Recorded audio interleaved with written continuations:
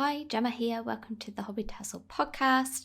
It's just me today and I am going to be talking about getting professional pictures taken. First things first, why would you want to have professional photos taken other than them looking nice?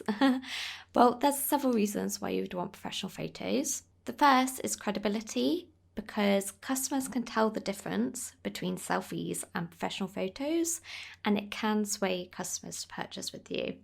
So say if you have calligrapher A and calligrapher B with similar options and one of them has professional photos, you are likely to opt for the professional photo calligrapher just because they're deemed to be more professional, and you're going to want to spend your money with someone that you trust a bit more because you think they're more professional. The second reason is confidence. So having lovely pictures of me and my work makes me more confident in my offerings and when I'm selling. It just makes me feel like a pro essentially. I feel more valid, and I know that professional photos shouldn't be the only reason for feeling that way, but it definitely helps. Another reason is that it's great for those that are camera shy. Now, I know this seems counterintuitive, but a professional photographer knows how to put you at ease to take natural, lovely looking shots. So I have used Katie from Moments by Katie Mitchell Photography several times, and she essentially gets me to chat, to say words aloud, and she's magic. She somehow manages to capture me looking happy, and it looks very natural, and the photographer should know what they're doing essentially. Whereas if you are doing them yourself or you have a friend taking them, you're naturally going to feel more self-conscious, you're going to overthink things, and it may feel more forced. Another reason is that it captures an important aspect of your life that you might not get on camera otherwise. So if you're a small business owner, your business is really important to you, and capturing memories of you in your zone will be looked at fondly in the future. So it's just capturing a part of your life essentially, and that's the reason behind photos. And something I just want to say is that despite being nervous beforehand, I've always found my photo shoot experiences fun, and I am sure it will be the same for you. So if I've convinced you and you decide to get them done, what are the steps to getting professional photos taken? Well, step one is finding a suitable photographer, and you can do that through Google searches, networking, and recommendations. So what you're looking for in terms of terminology may vary, but branding photography is a term you may want to be using, and you need to think about what's more important for you to capture. Is it your products or is it you? Because product photographers are going to be strong, obviously, photographing your photos, whereas branding photographers or people that are used to taking pictures of people are going to do a better job of capturing you in your business and kind of behind the scenes stuff.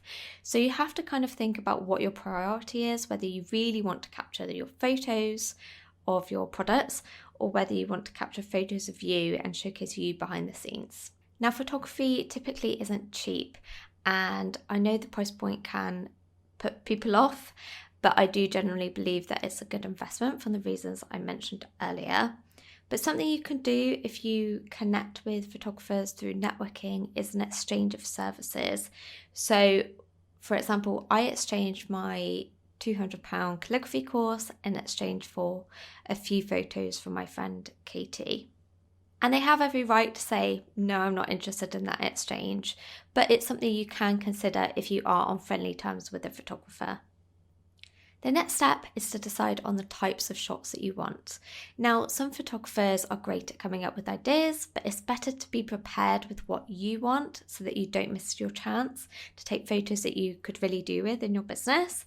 So I've got some very obvious ones. So me creating calligraphy, me interacting with calligraphy supplies, but also me holding a cup of tea laughing. That is very much me. I'm always drinking tea. So you kind of want to think about some of these shots that you want. With my first photo shoot, Katie definitely did do the legwork in terms of coming up with the types of shots that would work. And then because I loved her services so much, I paid for her to take some more. And that's when I gave more thought as to what types of shots I wanted. So I wanted photos of me working on an email, me working on my computer, me journaling. These sorts of shots are things you want to think about. In terms of preparation beforehand as well, make sure you prepare your materials so that you can get more photos taken in your photo shoot. So say, for example, I wanted a picture of me creating calligraphy on an envelope. I should have created that envelope in advance, and then the photographer can just take a photo of me putting my pen against that envelope so it looks like I'm writing it. Because if I'm writing out that envelope during our session, that's 5 minutes. That's a long time to be taking photos of one kind of single shot. In terms of location, it depends on the types of photos you want. So I've had most of mine done at home because I kind of wanted more behind the scenes stuff, but I also asked the venue for permission when I wanted to take photos there. Your photographer may also suggest suitable options. In terms of how you look personally, I recommend trying on clothes beforehand because you might like how they look when you're stood up and you feel good, but what do they look like when you're sat down? So for example, for one of my branding photo shoots, I made the mistake of wearing a dress that I felt cute in, but then when I sat down, because it was a crossover dress, it kind of puckered up and sat weird, and it just wasn't the right dress for photos. So have a think about that in advance as well.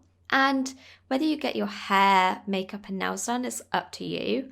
I personally have never bothered because I am budget conscious and photography is already an investment. So I didn't want to spend lots of money getting my hair, makeup and nails professionally done.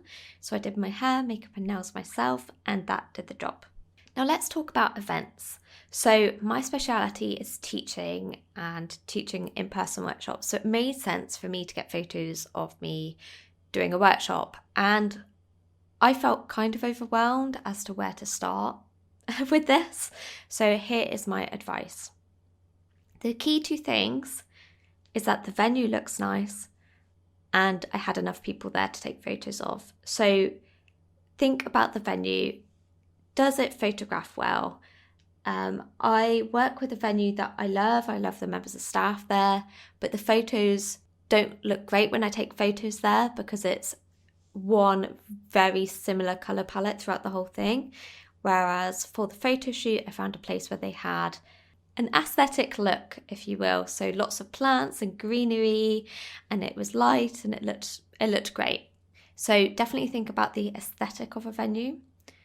And then in terms of getting enough people there, I offered my calligraphy workshop at a heavily discounted rate and advertised it as a photo shoot / workshop. So it was very clear when people bought that this was a discounted ticket rate in exchange for their photos being taken, but they also learned calligraphy. So it was kind of a win-win for both of us.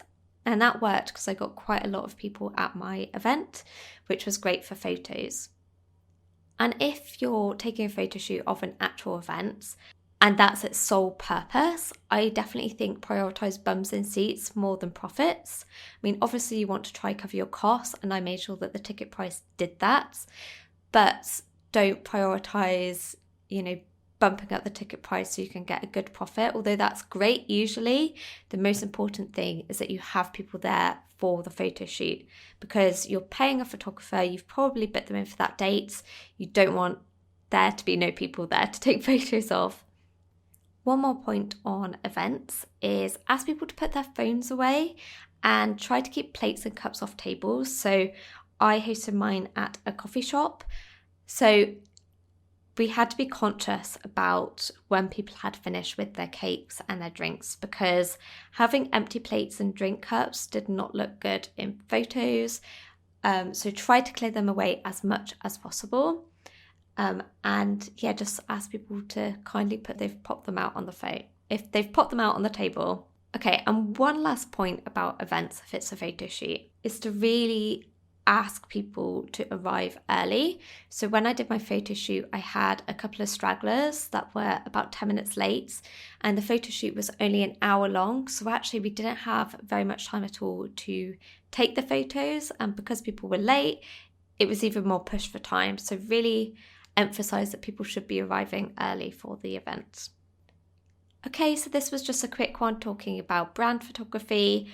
I highly recommend it if you can afford it. I know it is an investment, but in my opinion, it's been worth that investment. And yeah, I'll wrap up now. Candace will be back next week, and I'll chat to you guys later. Bye.